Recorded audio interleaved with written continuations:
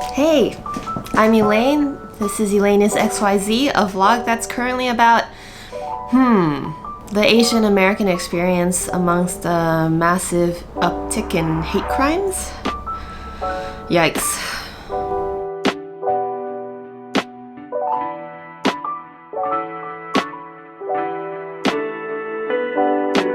But first of all, happy Spring Festival, everybody! I'm in the middle of the vacation that we get as part of these New Year's celebrations, and I'm taking a bit of a staycation here in Shanghai because, well, thanks to about 100 cases or so that they caught in northern China, we've been strongly advised not to travel. In any case, being able to chill at a nice hotel is pretty awesome. And as is the running theme this year, I am living a pretty good life here in China while also constantly anxious about how things are super bad back at home in America. And they are super bad right now. In case you didn't know, and you probably didn't because there's been shockingly little media attention paid to this, but there has been quite a lot recently of specific attacks against people who are Asian looking in America. And it's been especially hurtful and shocking because a lot of the victims of these attacks are elderly. Obviously, this has an effect on me on a personal level. Most of my relatives live in the United States, and a big percentage of them are actually elderly residents in the cities where most of these attacks have been happening. But while this news and suggestions on what to do about it have been shared amongst Asian American circles widely, it has been literal crickets from everyone else. Barring, thankfully, several prominent anti-racism Black organizations that are in the same local communities as the people who have been attacked. So thank you very much for your solidarity, you guys. But even in my circle of friends back in the United States, which is mostly liberal, young, and activist folks in California and New York, there has been nary a peep if they're not Asian American. There's been this quote circulating by the actor Steven Yeun that goes, "Sometimes I wonder if the Asian American experience is what it's like when you're thinking about everyone else but nobody is thinking about you," which was generally about his career and the movie Minari, but quite honestly feels like it's underscoring the American non-reaction to crimes against Asian people right now. But I hold out hope that this is just because people don't really know how to talk about Asian Americans. We're a complicated identity that, because it's kind of an umbrella group for dozens of countries with hundreds of cultures and probably just as many languages, we can feel scattered even to ourselves. In fact, the only thing that holds us together is the fact that we, unlike the other immigrants, are visibly non-white. And that has therefore led to a shared experience of balancing both ambition and trauma in modern America. And I think I'll start with a term that probably encapsulates one of the reasons why people don't jump as hard towards a call for justice when something bad happens to an Asian American. And that's the model minority myth. Okay. Actually, on second thought, trying to do this video from a hotel room, as cute as it was, seemed a little not in keeping with the seriousness of the situation. So I'm back at home now. The model minority myth, which basically, if your first reaction when I first started talking about Asian American violence was to say, Asian Americans don't have it that bad in America, you're playing into it. It's the stereotype that Asians, by and large, are winning in American capitalism, and therefore are an example of how maybe America is less racist and more just rewarding of inherent cultural traits like valuing education or being hardworking or securing intact families. Of course, before any Asians who buy into this, and there are a lot of Asians who buy into this, get defensive, I'm not saying that there's anything wrong with being hardworking or valuing education or securing intact families.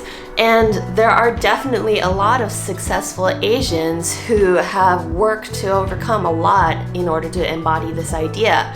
Hell, to be honest, if you looked at my family, we are the embodiment of the model minority myth. We're all highly educated, hardworking, intact as a family, and incredibly successful in modern America. And sure, it definitely sounds better to be stereotypes about good things rather than stereotypes about bad things. It definitely makes my life a lot easier in the United States. But this is so dangerous because, well, first of all, it's not actually true. As I mentioned before, Asian America is a gigantic mixing pot for an entire variety of identities. And that includes ones like my family's, Taiwanese immigrants who were selected for their educational attainment, but also ones like Vietnamese refugees or Korean farmers or Bhutanese undocumented workers. So it shouldn't come as a surprise that by not disaggregating stats of the Asian community, you get a really skewed view of how well Asian Americans are actually doing in America. For instance, the group of Asian American Pacific Islanders allegedly has the highest median income of all the races and a poverty rate of just 10%. But that is largely driven by two of its populations. East Asian Americans like the Japanese and Chinese who had already been here for ages and who actually got uplifted, ironically, by some Cold War era Red Scare policies in the 50s. That were hoping to build a bulwark against communism in Asia. And educated Asians who immigrated over here for corporate jobs in the 70s and 80s, so Indian Americans and Taiwanese Americans. But if you look at other immigrant populations within the Asian diaspora, for instance, Laotians, a good half of them are low income. But even worse, this falsehood was actually created to be used as a weapon. Because this whole stereotype only started to gain traction after the civil rights movement, which is incidentally also when a lot of those historic Confederate statues started appearing all over the South. In fact, one of the most influential pieces to be written at the time about how great Asian Americans are was by this sociologist at Berkeley called William Peterson in 1966. And it went something like this. Like the Negroes, the Japanese have been the object of color prejudice. When new opportunities, even equal opportunities, are opened up, the minority's reaction to them is likely to be negative, either self-defeating apathy or a hatred so all-consuming as to be self-destructive. For the well-meaning programs and countless scholarly studies now focused on the Negro, we barely know how to repair the damage that the slave traders started. The history of Japanese Americans, however, challenges every such generalization about ethnic minorities. Notice how it frames the failure of the Negro to live up to the opportunities presented to it on a personal psychological problem. Notice how it conflates the Japanese American experience with the Black experience, which, while Japanese immigrants have gone through a lot, it wasn't quite the same as 200 years of slavery and then Jim Crow laws. This essay goes on to frame Japanese American success on East Asian culture and values, which is especially ironic considering, well, how little values they thought we had just decades ago. Yes, it wasn't that long ago before the civil rights movement that we weren't considered moral, upstanding citizens. And you don't actually have to look very far to find examples of this in recent history. So, I love Julie Andrews, but her early movie, Thoroughly Modern Millie, is a solid example of several of the stereotypes associated with Asian people before World War II. And so you can kind of see how quickly perceptions of race can shift around. Like currently, East Asian men have gotten short shrift in the dating scene, Because, at least in the West, the perception of them has been consistently emasculated by mainstream media. But just 100 years ago, the perception of Chinese people specifically was hedonistic sex fiends, luring innocent white women into lives of drugs and whoring. The model minority, in fact, was a way of stripping power away from the other stereotype that we were, up until that time, associated with: yellow peril. The term was coined by colonial powers in the late 1800s who were trying to grab land and resources from the empires of the East, at that time the Qing dynasty and the Meiji Emperor. It was this idea of East Asia as faceless hordes of tricky, sometimes magical, and otherwise robotic in their addiction to work, monsters. I mean, looking at some of this old-timey imagery, I guess it's kind of like a fantasy goblin of some sort. In any case, I won't go too deep this time into what united all of these European nations against East Asia, but basically, a whole lot of them were convinced that they were in some sort of Darwinian struggle for control. White civilization against the yellow race. Okay, I will take time to highlight one fun theory.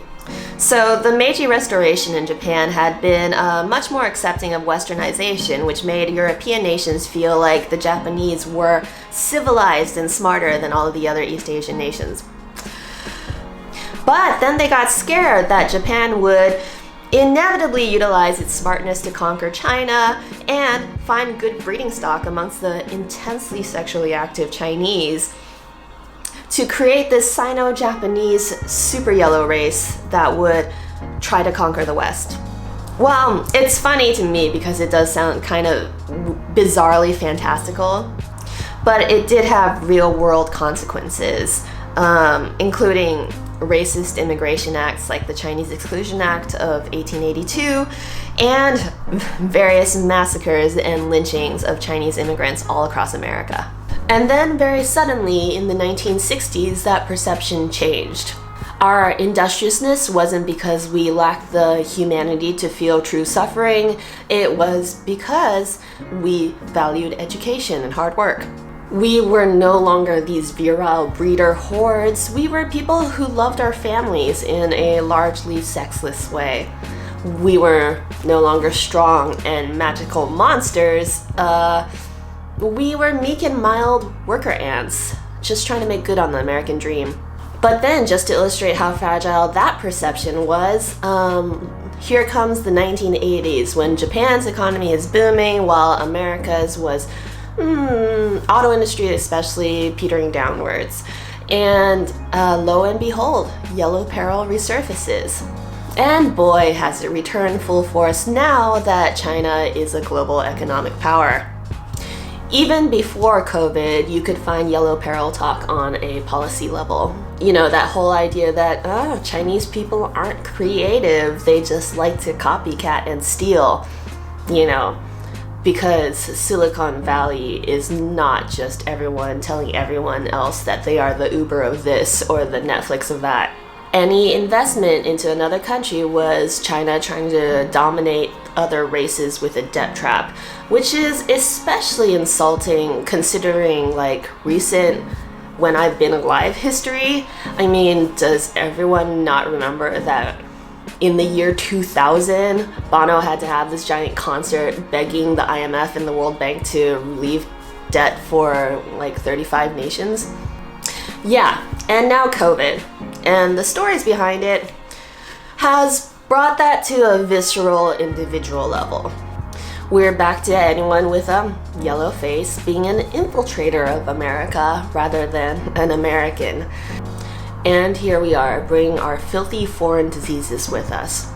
And sadly, much like how the violence in the 1800s done against Chinese people was mostly by downtrodden Irish communities, most of the violence this time in 2021 has been instigated by Black and brown people of color, which maybe complicates the narrative a little bit for everyone on the more liberal side of America. But it doesn't need to be complicated, and I'm glad to see that in this era we have an amazing amount of resources and leadership born out of the last 100 years of civil rights actions that can provide us a different narrative going forward, including figuring out ways to protect Asian Americans who have been specifically targeted in this very fraught time without the over-policing of black and brown bodies. And one of the terms that I think everyone should get to know is community-based intervention. So originally this was more of a public health term referring to delivering public health services, for instance, lowering obesity or stopping smoking, by working with communities to create a better environment for interventions. This includes things like urban planning for more green space, volunteer programs for mentoring youth, and policy to advocate for better housing and workplace safety. Basically, getting the system and hardware right so that people can be healthier within it. It's not a particularly new concept. In fact, community-based intervention strategies helped wipe out most communicable diseases in the 20th century. But one of the paradigm shifts of modern times is to think about crime as a communicable disease as well. Probably one of the more famous examples of this was Ceasefire, a violence prevention project in Chicago that was modeled after how epidemiologists contain outbreaks of tuberculosis and AIDS, go after the most infected and interrupt the spread. So for instance, mentors in the community, usually people with cred who then took some mediation technique classes, would go to hospitals to talk to victims of gun crime shootings and deter them from doing a revenge killing. Other community-based interventions include things like lobbying for more street lights so that people felt more comfortable going out at night. Crowds tend to deter violent crime. And more robust after-school programs, because gangs are less likely to form when teens have something to do before dinner time. Because it turns out that violence and crime tend to rise when the social conditions are conducive to it. I mean, that sounds pretty obvious to me, but considering how much of the money spent preventing crime is spent on police and prisons rather than community-based solutions, this has been a historically hard sell. In fact, Ceasefire got its funding slashed in 2015 by the governor of Illinois, even though it had already been statistically proven to reduce gun violence. But now, finally, the view that all this police spending has only increased police brutality has gone mainstream. Oh, it only took how many people in unjustified killings?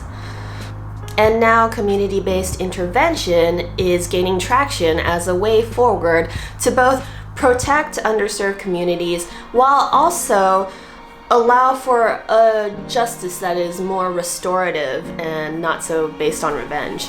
I hope I can dedicate an entire video to this very fascinating field, but for now I'll just say this. This time around, in places like Oakland, where a majority of these cases have happened, you can already see communities coming together to build up systems in the wake of these racist attacks, including things like volunteers stepping up to help escort elderly on their grocery trips or other necessary moves around town, including the work that leaders have done to lobby for not more police, but more police liaisons, culturally competent ones, aka ones that can actually speak the language of the victims, including prominent organizations showing up in solidarity with each other, teaching members to interrupt generalizations and racism within their own communities. Oakland held a beautiful rally last week featuring both Black and Asian voices